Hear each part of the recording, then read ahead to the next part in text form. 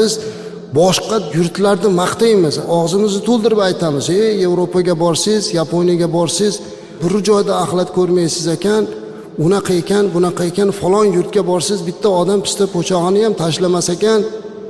Bu o'zi musulmonda bo'lish kerak azizlar. Bu asli musulmonda bo'lish kerak.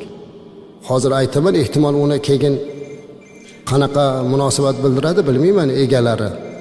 Mana bu tog' tomonlarda tepada odamlar dala hovlilari, dam olish uylarini qurgan, aksari o'sha o'zining uyidagi hojatxona quvurini oqar suvga ulab qo'ygan.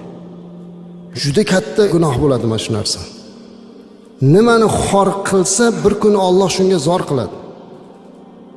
Bizni xalqimiz shunchalik darajada suvni qadrlagan, hatto suvga tuflash mumkin emas bo'lgan. Payg'ambarimiz alayhisolatu vassalam suvga tahorat sindirishlikdan, suvga tuflashlikdan qaytarganlar.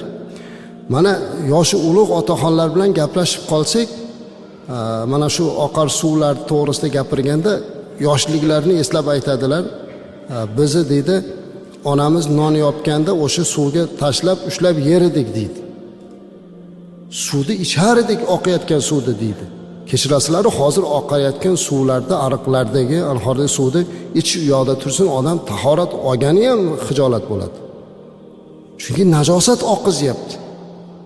Shuni qilayotgan ham bizni bitta dindosh, bitta vatandoshimizda. Aslida oldin mahallalarning oqsoqollari ko'chalarda yurib, yangi kelinlar ko'chani supurayotganda ariqqa supurganini ko'rsa, uyda kattasini chaqirib tanbeh bergan. Men shuni ko'rganman masalan mahallamizda.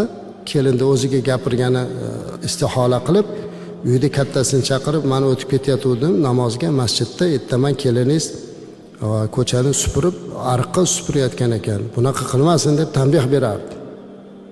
Uylardan chiqadigan oqava suvlarini anhorlarga, daryolarga oqizib qo'yishlik holatlari bo'lsa, uni zudlik bilan to'xtatish kerak. Uning uchun u qiyomatda qattiq javobgar bo'lib qoladi. Qattiq gunoh qilayotgan bo'ladi. Bu narsani to'xtatish kerak-da.